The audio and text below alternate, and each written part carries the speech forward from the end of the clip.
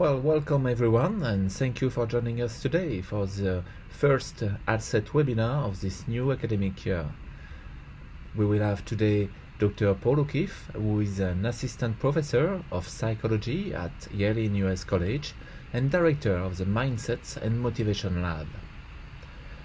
His research focuses on motivational factors involved in goal pursuit and is especially interested in self-theories, interest, and self-regulation. His research has been published in leading psychology journals and mentioned in several media outlets, including the New York Times, Washington Post, and the Harvard Business Review. Paul O'Keefe has won several research grants, some from the MOE, the Ministry of Education in Singapore, and the National Institutes of Health in the US. Paul has an impressive background, and prior to joining Yale in US, he has been a postdoc fellow at Stanford. He holds a BA in psychology from the University of California, Berkeley, and a PhD in social psychology from Duke University. We give a warm welcome to Paul, and without further ado, we hear from him and his research. Thanks again, and thanks for everyone for joining. I really appreciate that. So today I'm going to be talking about some of the research my colleagues and I have conducted about people's beliefs about the nature of interest. And although we've done, considerable amount of work on this so far, what I'm going to be focusing on mostly in this talk is our intervention research, because I've been told that there's considerable interest in that type of work. So, so my colleagues and I first became interested.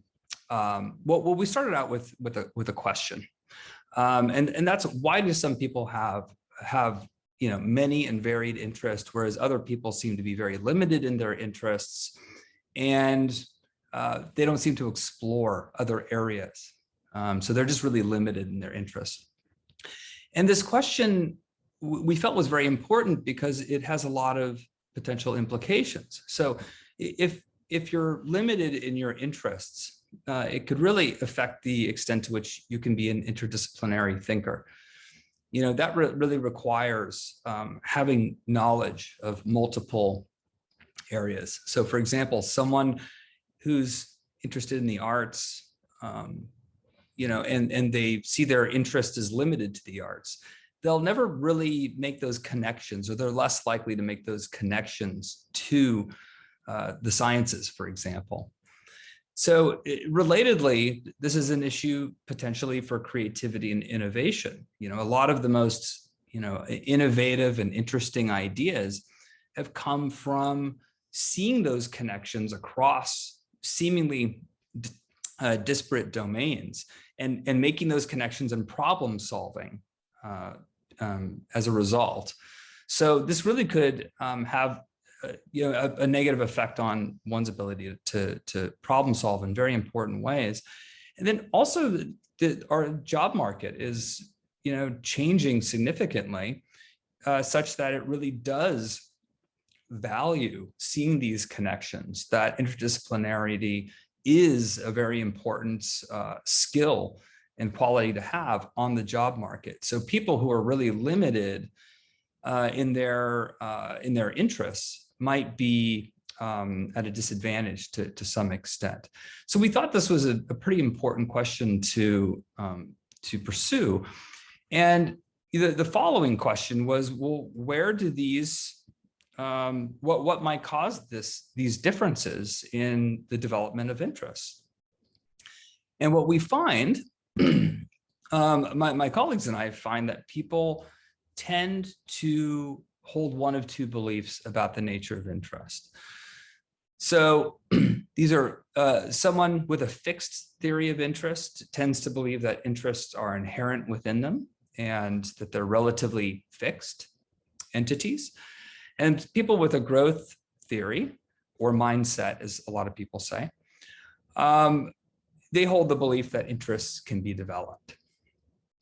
Okay, so let me step back just a moment and talk just a bit about what implicit theories are and why they're incredibly important to examine. So implicit theories, that's kind of psycho jargon for belief systems. They're, if you take the perspective that we as people are amateur scientists, we're navigating our world by trying to make sense of it. So we develop our own little theories and hypotheses, and we test our hypotheses to try to understand our world and ourselves. So that's what implicit theories really are. So they're we develop these belief systems, and in this case, belief systems about our own attributes. And a lot of research shows that we hold these beliefs about our attributes as being either more or less malleable. So fixed and growth theories about these attributes. And what's really important is that we're not neutral observers of the world. We filter all of the information that we take in and select information that we take in. But when we take it in, it's being filtered through our belief systems, right? So, which means that it's coloring how we interpret that information and also how we respond to those situations. So there's considerable research showing that implicit theories really, really matter for the pursuit of goals and a number of other outcomes. Probably what people know the most, probably everyone in this crowd knows very well the research on fixed and growth mindsets about intelligence. That's where all this work really started. But people hold these malleability beliefs in many other domains. They hold it about personality, about leadership abilities, about their own personal shyness, level of shyness, about even willpower, self-control. So there are many different areas in which people hold these beliefs. And what my colleagues and I are doing is we are contributing to the literature by extending this and trying to better understand people's beliefs about the nature of interest and the consequences of doing so. So one of the many implications that we have examined so far is the effect it can have on one's openness to new or different interests. So in our foundational, actually before I go there, let me just give the kind of rationale for why this might be the case. Someone with a fixed theory of interest, believing that their interests are limited, they might not want to explore new areas, because if they've already found their interests, then there's really no reason to explore. Your interests have already been found. So this might explain why people might stay within their silo of interest. But people with a growth theory of interest, they believe that interests are developed. So even if they have very strong interests in a particular area, it wouldn't stop them from developing interests in other areas. For example, someone interested in the arts, with very, very strong interests in the arts, there's nothing that would stop them from exploring the sciences and potentially developing interest in the sciences, because there's nothing about their implicit theory about interest that would suggest that you can't do that, or that that's not how interests work. So we examined these potential implications in some experimental tests. So I'll just give you kind of a flavor of how we started doing this work. So this work was conducted at Stanford, so with Stanford undergraduates, and we first had them complete a scale that we created, the theory of interest scale. And they responded to items such as, you can be exposed to new things, but your core interests won't really change. They rate their agreement with statements like that. And then very critically, we were calculated in who we recruited for this study. We recruited people who self-identified as either techies or fuzzies. And this is just part of the Stanford culture that people self-identify in this way. So people who are techies are really interested in STEM fields. People who are fuzzies are interested in the arts, humanities, and social sciences. And we recruited people who were either techie or fuzzy. They couldn't be both. So in other words, they had a strong interest area in one area, but not the other. So at a later date, they came into the lab and we had them read 2 articles. And one was squarely in the domain of techie interests. And the other article really resonated more with fuzzy interests. So everyone read both articles. And what this did is this set up a situation where everyone was reading an article that matched their strong interests, their pre-existing interests, and one article outside of that area. So we were interested in assessing how much interest would they express in these articles. And to do that, we asked people to rate their interest in the topic of each article. So we assessed, how exciting they thought that it was, how fascinating they thought it was, and also how much did they value the information that they read. And this is what we found. So let me direct your attention first to the yellow line. So unsurprisingly, when people read the article that matched their interest identity as a techie or a fuzzy, everyone liked the article, right? There's no difference between fixed and growth mindsets. But the real difference came when they read the article that mismatched their interest identity. So, and we found, as we expected, that people with a growth theory of interest expressed more interest in the article that was outside of their core interest area than people with a fixed mindset. Okay, so we we've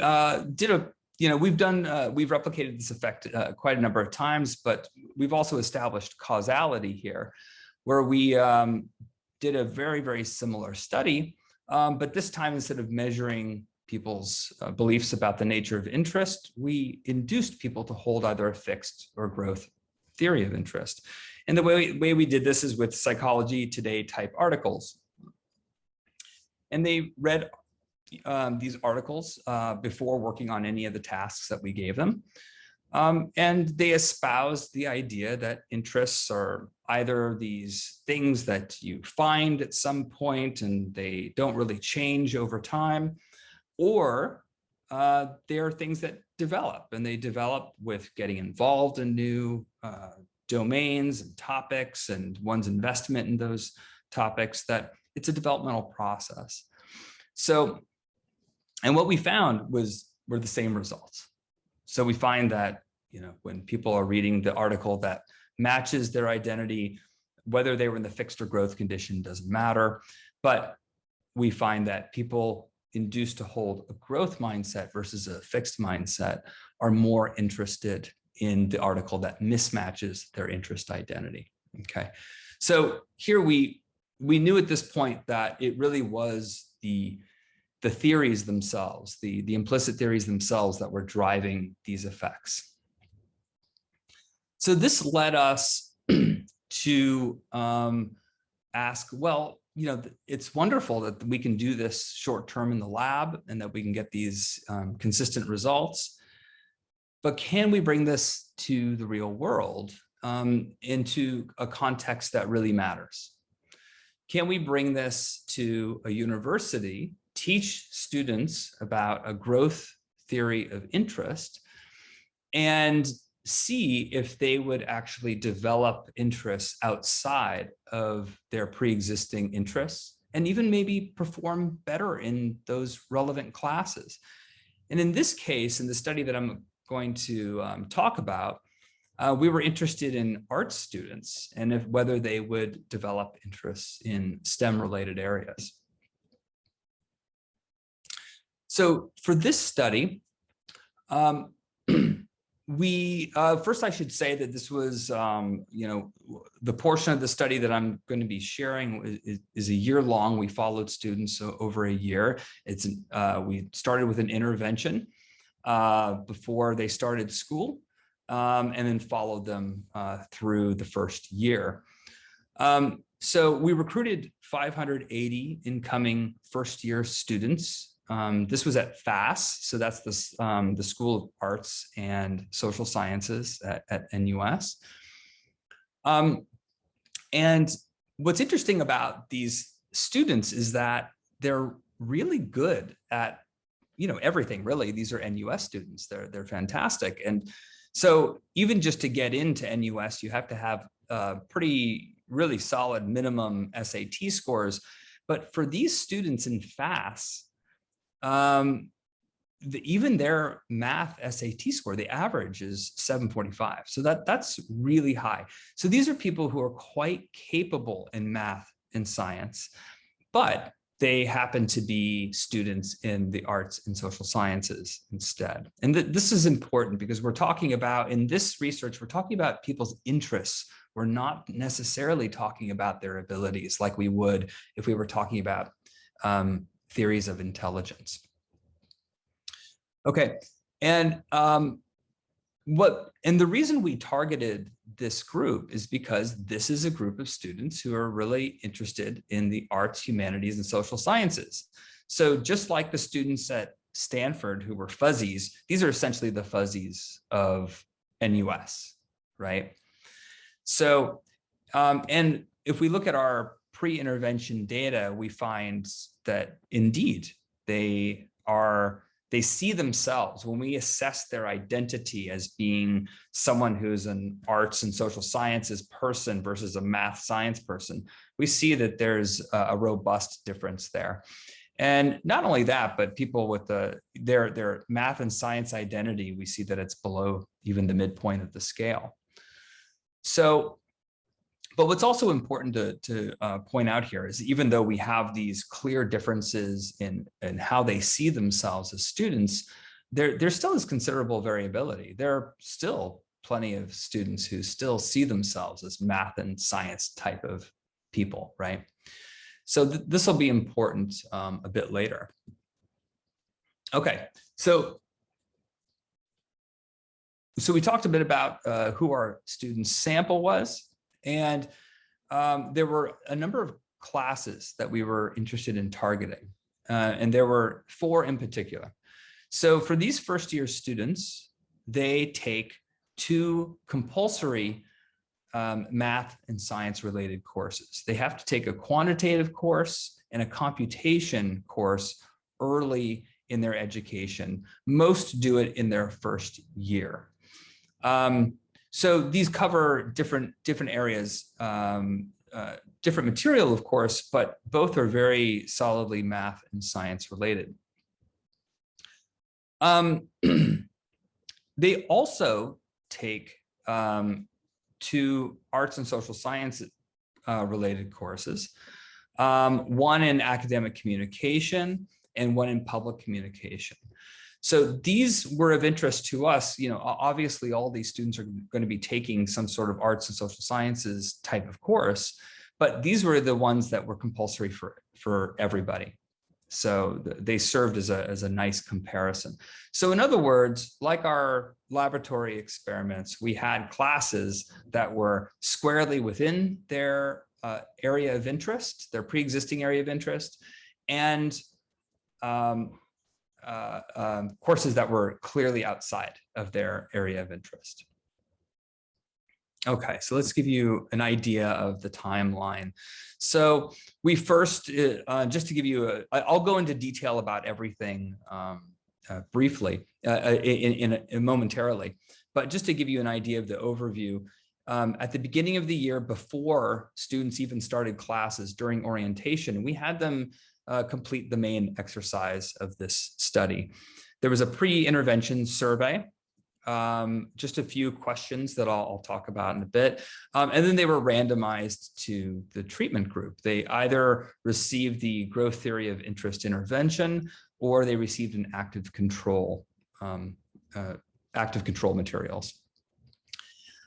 Toward the end of semester 1, we assessed their interest in their required courses and their growth theory of interest, and also of intelligence, and that'll become relevant later. And then we did the same thing, but in semester 2. So this was toward the end of semester 2, and then we collected their grades at the end of the year.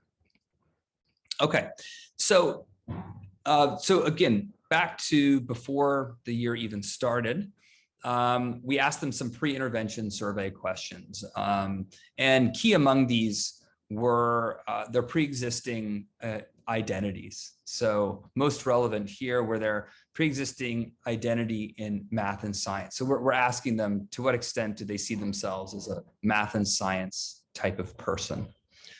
And we also asked them about how competent they feel in those fields, right? We already know that they score very well, but we asked them how competent they were.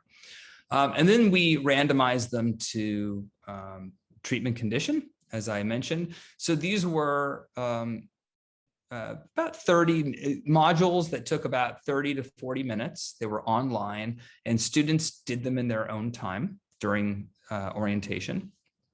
And we paid them $10 to do so. And they had several, and these included several reading and reflective writing components. And everything leveraged, as I will describe, leveraged very well validated persuasion techniques from the psychological literature. Okay, so let's talk about these intervention materials, and let's start with a growth theory of interest, that condition.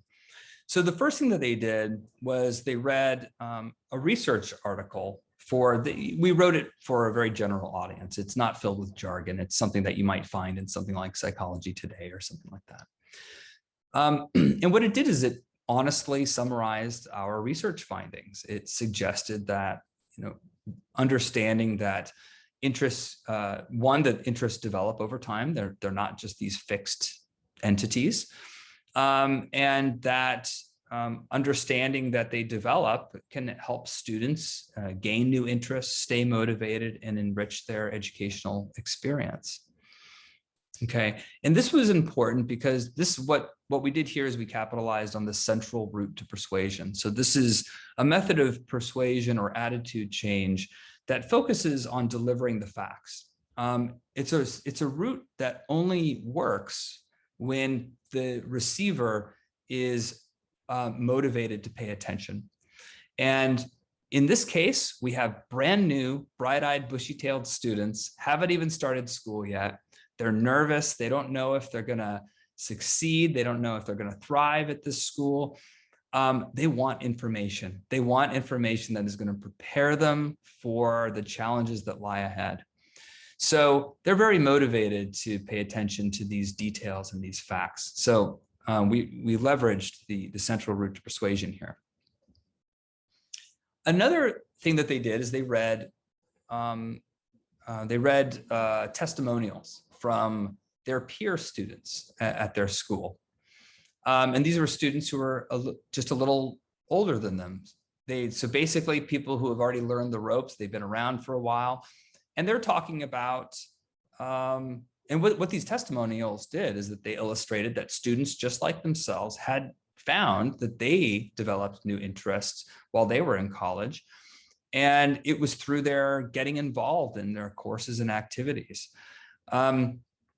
So what this did is this capitalized on informational social influence. Again, these students want information, these brand new students want information.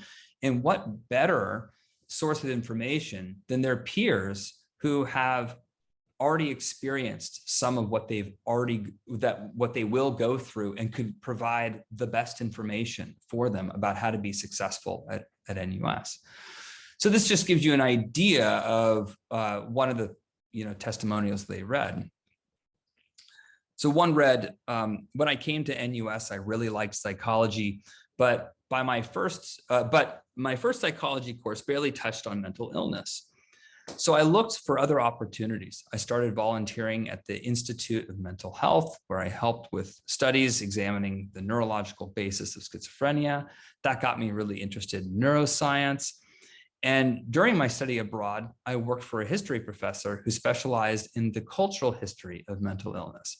Not only have I developed two completely new interests, but they fed back into my love of psychology. So we're seeing here that people, their peers are developing new interests, they're in different fields, and this person is seeing how they're all connected rather than siloed. And I just want to highlight here something that's very much worth noting is that our materials don't focus on STEM, on interest in STEM.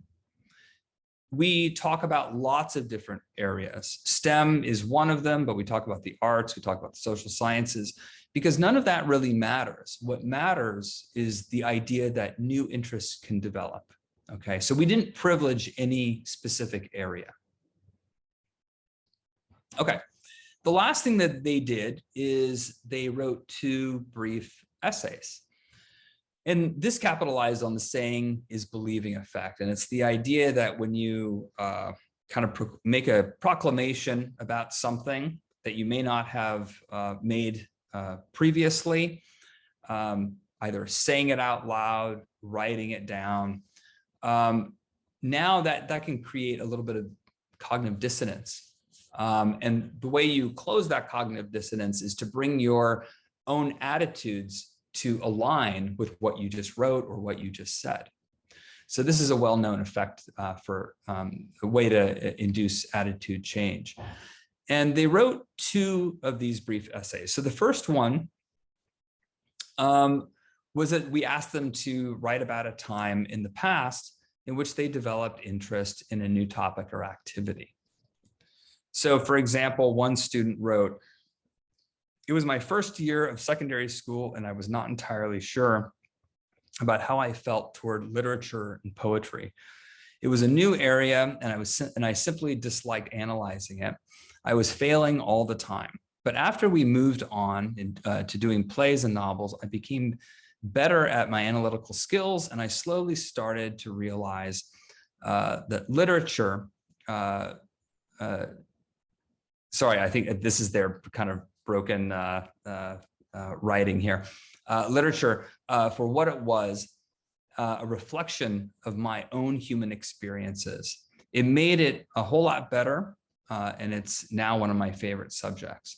So they're reflecting on a time when they didn't think they were going to have an interest in a particular area, but they actually had this realization that actually this is something that happens to me. I have developed interests in the past, ones that I thought that maybe I never would have. The second essay, students wrote about adopting the idea, the mindset that interests can develop. And they wrote about how this belief might actually, or this understanding, could help students cultivate new interests in the coming year. Remember, again, these students haven't started their schoolwork at NUS yet, but they're writing about how this mindset could help them in the coming year and students in general, even when the material might get boring or difficult at times when they might say, other students might say, "Oh, this isn't so interesting," and I might want to give up on it. So one student wrote, "Understanding that interests may arise where there was none allows me more freedom to delve into areas of study I have previously been too hesitant to approach. And the idea that every discipline has elements that spill over into others reassures me that no subject will ever truly be boring for me." Okay, so this just gives you an idea of what's going on in the minds of our participants as they go through our materials. Okay, so that was the growth theory of interest module that we created. The active control module was structured identically. However, it varied only in its content. So students in this condition wrote about first read an article that discussed optimal study skills, time-tested study skills that really do help students. Again, those are facts that actually could help our students, but through a different route than interest. They also read survey and testimonial information from older students, which illustrated that effective study strategies that are discovered in college can be really, really helpful, and that discovering those things is something that people should do. And then they wrote 2 essays, one about a time that they discovered a useful study strategy, and about how in the coming year students could apply new study strategies to help them in school. So again, structured identically, it just differed in content. Okay, so 3 months later, toward the end of semester 1, we assessed their interest in their courses. Remember that these are courses that are the required courses that were either in math and science or within their chosen field, the arts and social sciences. And we asked them, how much did they enjoy their coursework? How interesting is it? And we had them fill out the theory of interest scale and also the theory of intelligence scale. So we assessed that as a covariate, and I'll talk about that a little bit. We did this again at the end of semester 2. And assessed everything the same way. And then at the end of the year, we obtained their official final grades from registry so we could examine their actual performance in those courses. Okay, so let's start with the first very, very basic question. Did this intervention, did it have any effect on their actual beliefs about the nature of interest? We should be able to find that if this was effective. So what we found is toward the end of semester 1 and semester 2, compared to the control condition, indeed, our intervention did have a very lasting, enduring effect on their fundamental beliefs about the nature of interest. So students in the growth theory of interest condition reported a stronger growth theory in this case. Okay. And importantly, it was important for us to show that we changed people's mindsets about interest specifically, and not about intelligence. So these results hold up when we control for their theory of intelligence as well. Okay, so we shifted exactly what we intended to shift, and that was their mindset about interest and not intelligence. Okay, so before I had mentioned that although this is FASS and students have very strong focused interest in the arts and social sciences, I also mentioned that there was some variability. There are some students there who actually really like math and science and see themselves as a math and science type of person as well.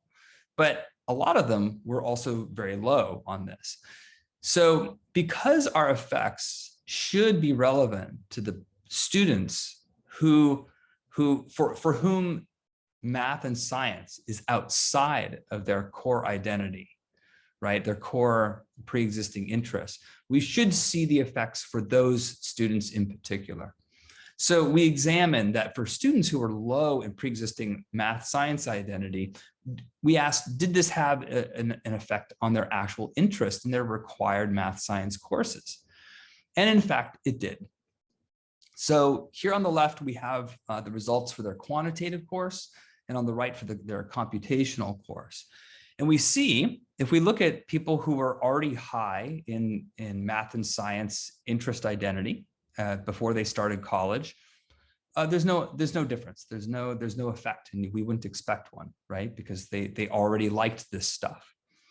But for those who are in the growth theory condition, in both courses, we increased interest in those required courses compared to the control condition. So this is, this is quite significant because, again, this is an activity they did 3 or 8 months prior to this, right?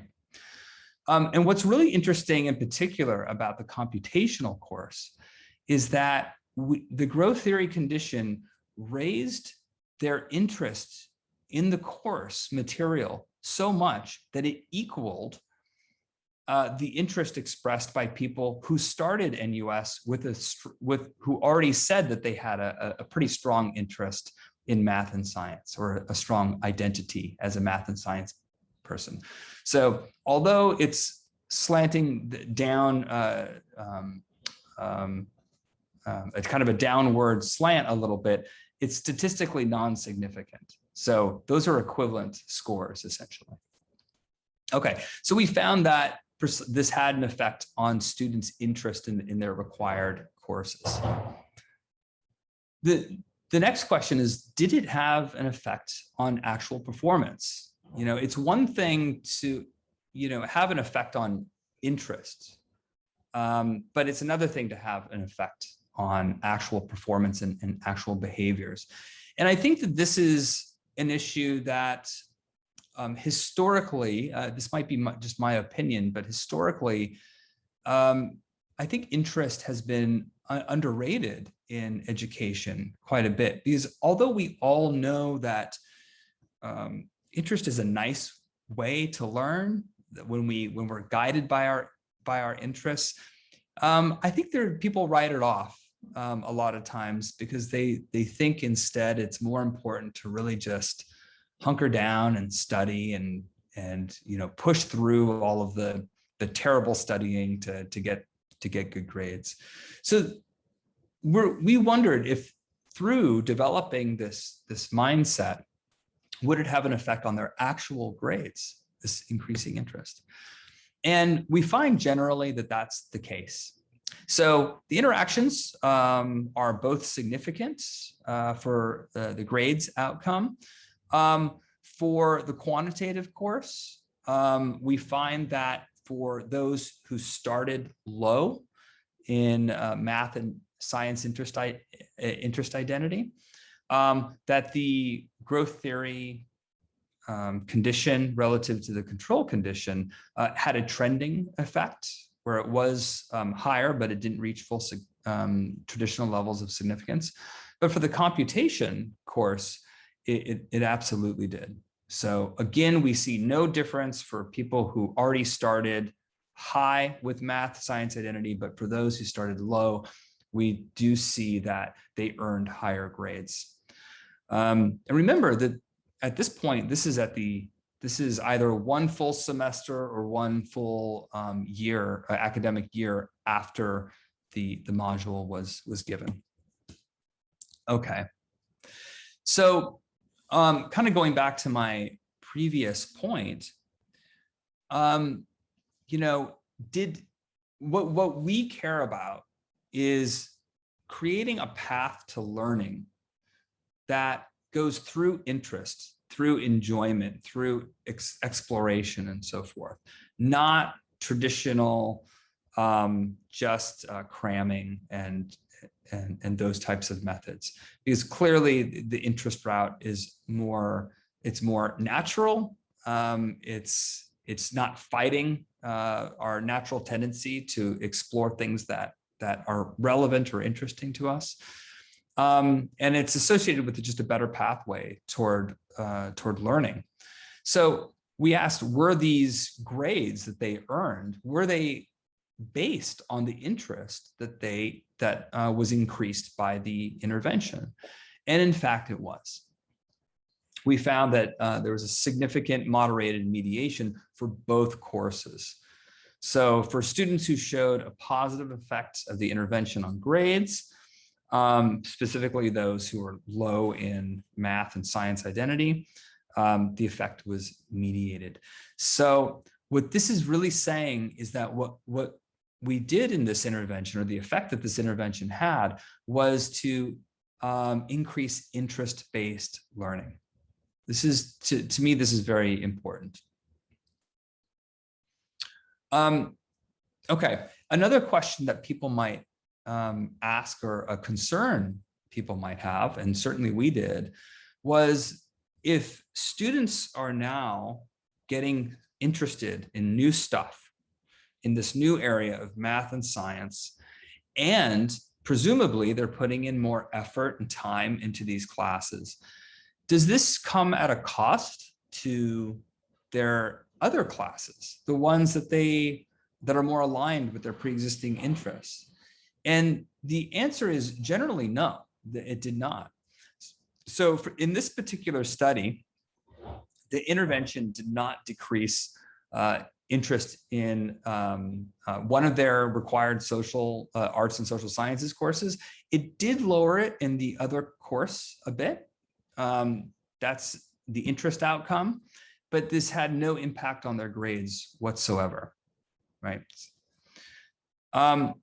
And what's noteworthy here is that, in another intervention that we've done, we didn't find any evidence that that this increased interest in performance in another area in the math and sciences came at a cost.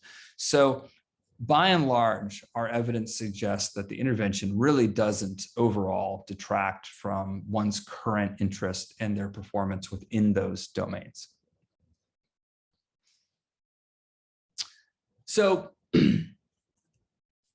what are some of the implications of this research? And I can briefly touch on some of the directions that we're going in before I open it up for questions.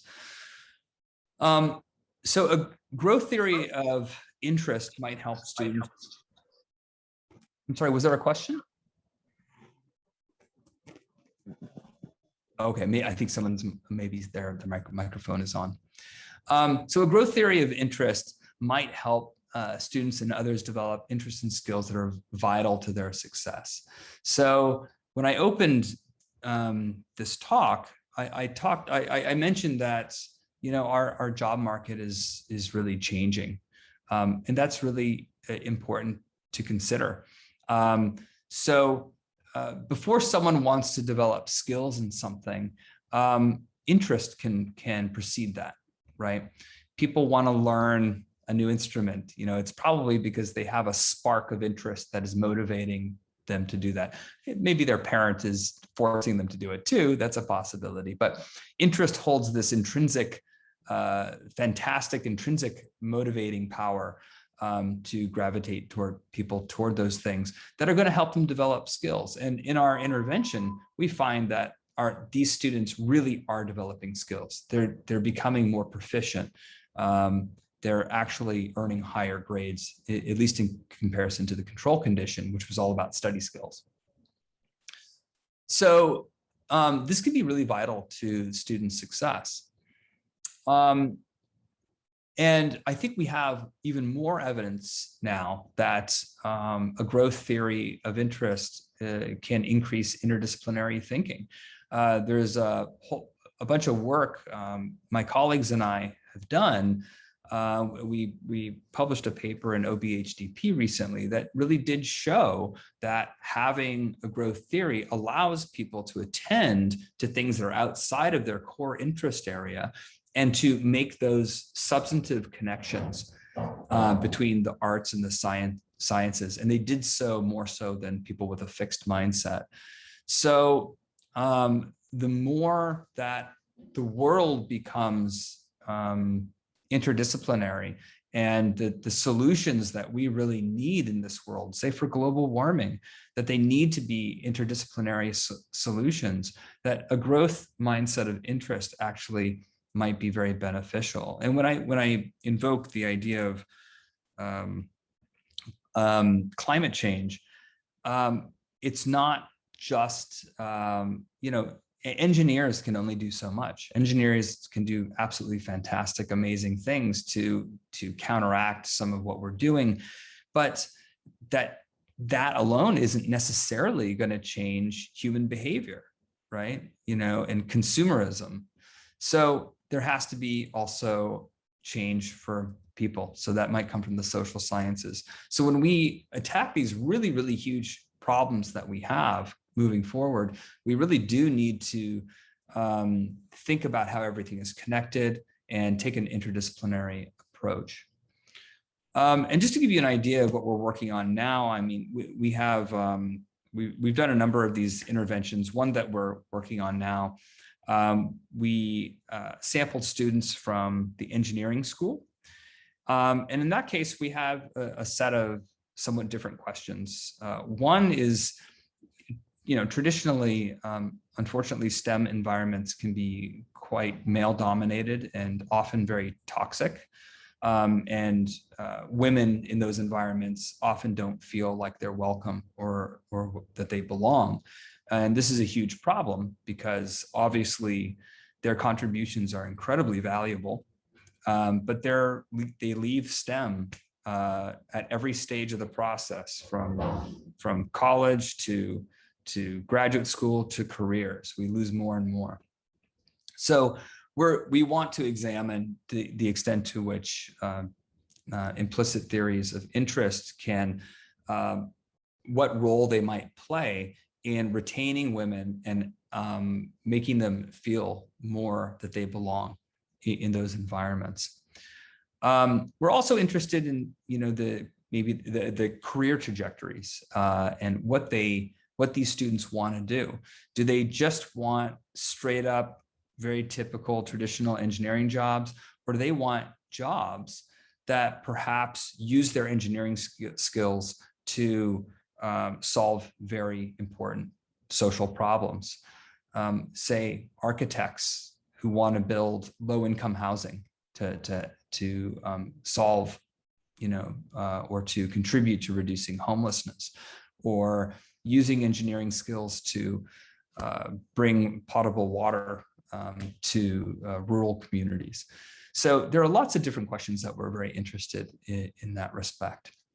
So that's what I have for you today. And I want to first thank, I have two entities that are very, very important to thank. One is MOE. MOE funded the majority of this research through the Tertiary Research Fund grant that we were awarded a while ago. And also ALSET was absolutely amazingly generous in throwing us a little extra money that allowed us to sample students for an extra semester than we were initially going to do. And as you can see, it actually paid off in spades. It really was an important aspect, extension of this study, and we're very grateful for that from both MOE and ALSET. So thank you very much, and please let me know if you have any questions. Well, thank you very much, Paul, for this engaging talk. It's indeed very fascinating to see how our mind can trick us and how we can also sometimes trick our mind to our benefits. I'm sure we will have some question. Maybe feel free to write it down in the chat or to unmute yourself if you want. I was wondering myself how much we needed as an intervention in order to get some benefits. Do we need to do something for a long time to convince people, or we can make it quite short and then get some good outcomes? So that's a really good question, because historically interventions, the idea is that interventions, you have to keep giving doses and doses and doses, right? The way social psychological, at least current day social psychological interventions are conducted, is that what's important is that we are changing very subtly, in a small way, the individual's psychology. And so what this does is it acts on recursive processes. So let me just give you an example how we would describe how our intervention works.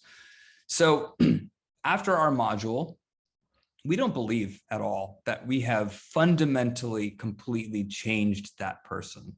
It's not like a light bulb went on and all of a sudden now they're better at math and science, and all of a sudden they're super interested in math and science.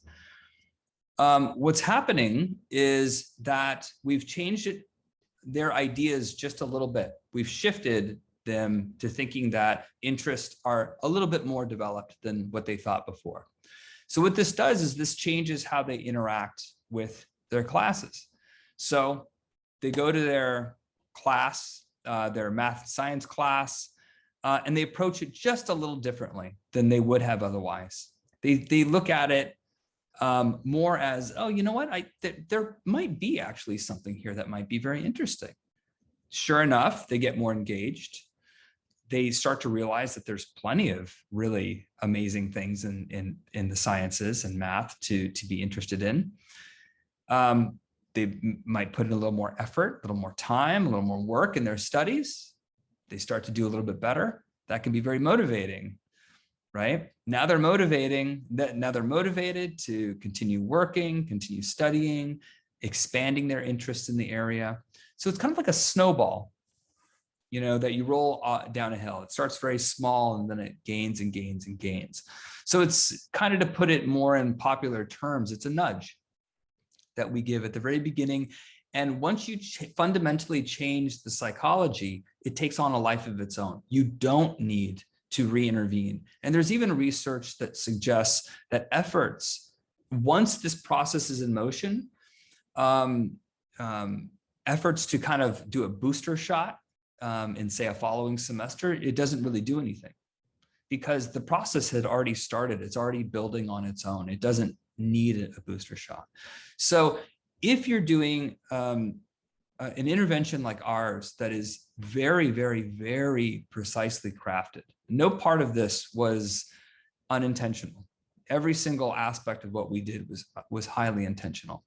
So if you're doing a very precise intervention like this, it can have a lasting effect, but because it takes on a life of its own. And I would just note here at the bottom, I put a paper down here in case anyone is interested in learning more about these social psychological interventions and how they actually operate and how they can be implemented. Myself, along with Haeyoung Lee and Patricia Chen, we contributed a paper to PIBS recently that covered these ideas.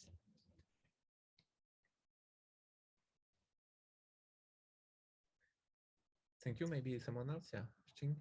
So Paul, I have a question about the difference between a growth mindset in interest and in intelligence. So does your intervention only focus on interest and you're not doing anything to affect their beliefs about their intelligence? Yeah, exactly. So, and that's actually really critical because, you know, this is a relatively new construct of the literature, and it's extraordinarily important that we establish definitively that it is a different construct than theories of theories of intelligence. So, in our materials, we by and large avoid any kind of mention of abilities being developed or anything like that. It's really focused much more on interest. And I would say, again, so the materials themselves are just focused on interest, developing interest in general, not in math and science, not STEM, none of that other stuff, but just in general. And I would say, just going back to some of the results from earlier, we find that even when we control for people's theory of intelligence, we still get our results. And in the laboratory research that I shared at the beginning of this talk, we also control for theories of intelligence, and our results are unaffected. So these really are quite different belief systems, and they both have their own set of effects. But it is what was really exciting about this work is that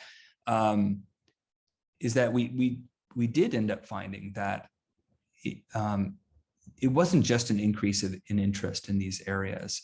That would be great in and of itself because there's lots of great things associated with interest. But it was very important for us that we found that people were earning higher grades specifically because they were becoming more interested in their topics.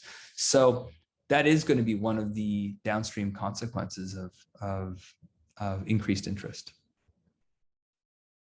And I might be jumping ahead. So in the work that you're doing now, engineering students, especially the female engineering students, my understanding was that a lot of the theory says they're not doing well because they tend to be discouraged about their beliefs about their intelligence. Is that correct? So more about intelligence rather than interest? So yeah, so in that case, the issue isn't necessarily about interest per se, because they're all engineering students and they're in an engineering school learning engineering stuff, right? So there's a lot of things going on, of course, but a major issue there is a question of belonging. Do they feel like they belong there? And we know from the psychological literature that there are lots of psychological consequences and behavioral consequences, negative ones, associated with feeling like you don't belong. Okay, so this is a consistent problem in especially male-dominated engineering or STEM programs. So the issue often is belonging and also stereotype threat. You know, the belief that there are when it becomes salient that there are negative stereotypes about women in STEM, and they're in a moment where they need to prove or showcase their knowledge or performance, such as during an exam, then stereotype threat can cause them to underperform, right? So, and these are all associated. This is all part of not feeling like you belong as well, right? If people hold negative stereotypes about who you are. And what's fascinating about this is that very often women do underperform compared to men. But we also know that it has nothing to do with being a woman per se. It has to do with the social atmosphere and how that is being interpreted and how that affects. So I use the term underperform very intentionally, because when you remove those barriers, say with implicit theories of intelligence or growth theory of intelligence interventions or self-affirmation interventions, belonging interventions, we see that women score just as high as men. So we know it's not a matter of ability, at least for people who come into the situation equally prepared. It's a matter of what's happening socially and how that is being construed. So the problems often are belonging and stereotype threat, but those can be ameliorated through a number of means. And we found that through belonging interventions, theory of intelligence interventions, among quite a number of others. So theories of interest we're testing these hypotheses with regard to our work to see if it can help in that context. Hi, Paul. I have a question. Hey, Josh. Yeah, I really enjoyed your talk. It's always very interesting. Yeah. My question is with regards to how do we actually cultivate like a growth mindset as early as possible. You focused on university students. It's a convenient group to work with because maybe they're less influenced by their parents at that stage, and they can start actually thinking more on their own. Yeah. One would assume that the earlier you can cultivate this growth mindset mentality, primary school or secondary school, the better. But I'm curious for your opinions on what the barriers to doing that would be. How do we offset the influence, how do we avoid cultivating the fixed mindset, which I think sometimes happens, enforced by parents unknowingly, that it might have these downstream effects. So what do you think we can do? What do you think we're doing right or wrong in like the educational system here, and how can we better cultivate the growth mindset? Well, that's a great question. So you're right that when we look at implicit theories and where they come from, usually a lot of times the very powerful motivators very earlier, or sources very early in life, are parents and teachers, and students tend to adopt the beliefs of their parents and teachers. And not because their parents and teachers sit them down and say, hey, interests are fixed or interests are malleable.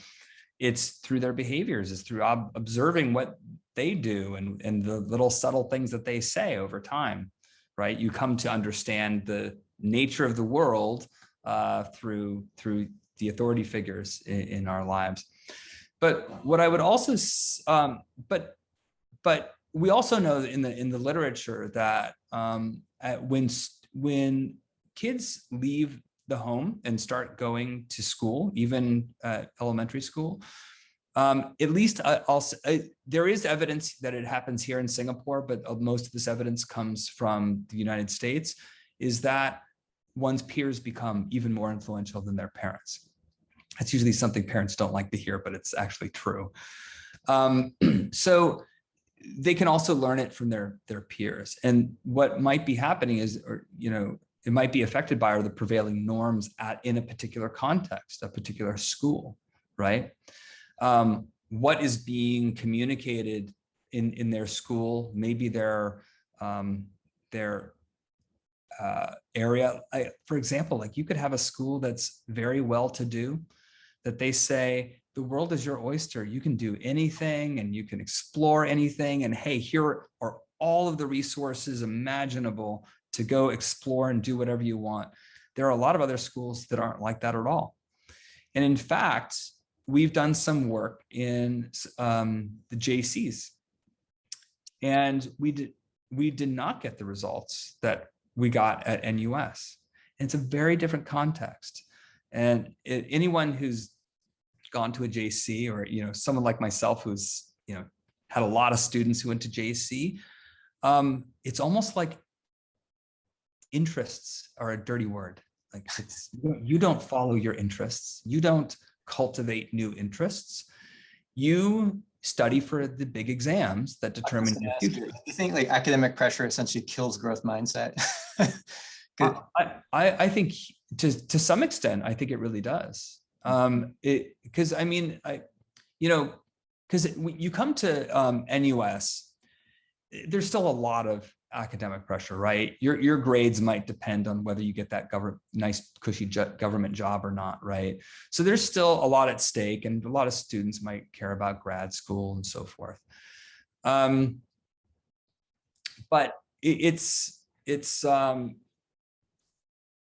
but there are still opportunities here. There's still signals and student clubs and all sorts of things that are about exploring other interests. There are interdisciplinary programs and so forth.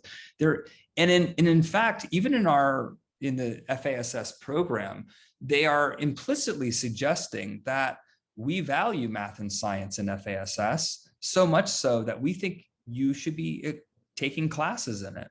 So that might be signaling that interdisciplinarity and developing new interests in some way is important, even at FASS. That doesn't seem to be, at least I can only speak for myself, having worked with people at a JC, having lots of students who went to JC and talking about their experiences, but that just doesn't seem to be the culture in the JCs or a lot of the other ones where the testing culture is off the charts. We could barely run any of our studies. I mean, it was difficult to even get students, specifically because parents didn't want their kids to be pulled away from their studies for a half an hour to 40 minutes to do this, because they should be studying, because so much is at stake. So there's from my understanding of the school system, there's no room for interests. That's a powerful statement, Paul.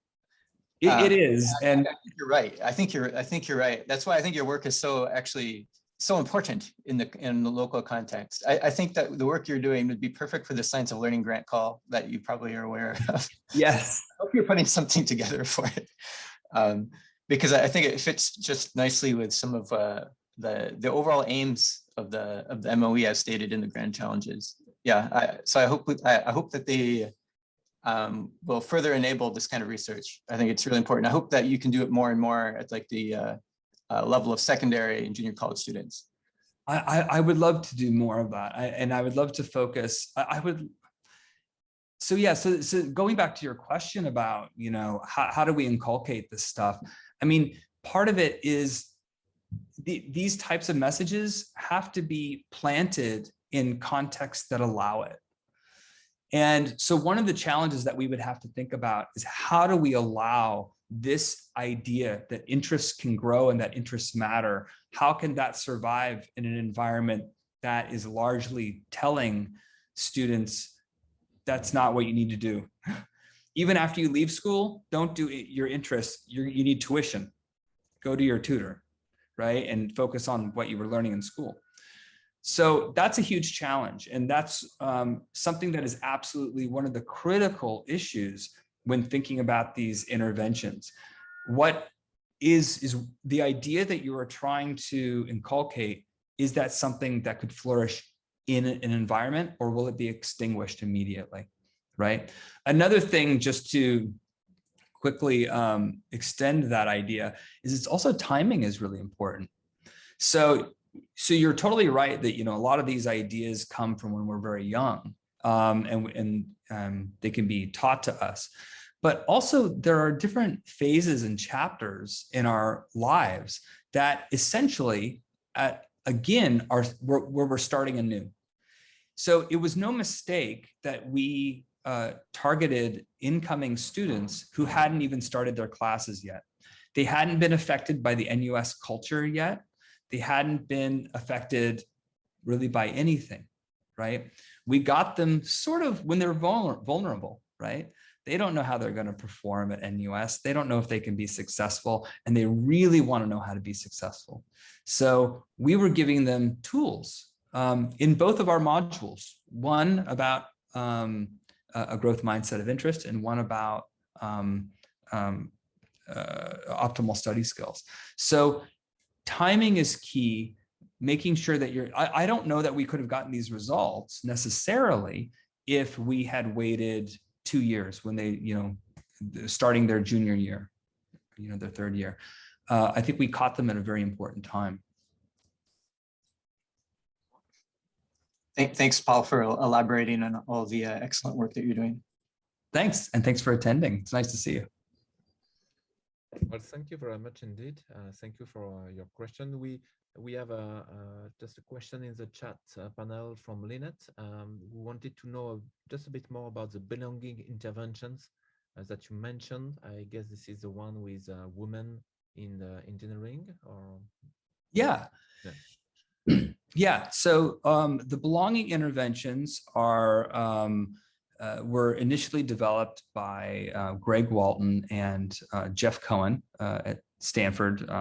They were at Yale at the time when they were developing these, and it was the very early work started looking at actually race, because there's a big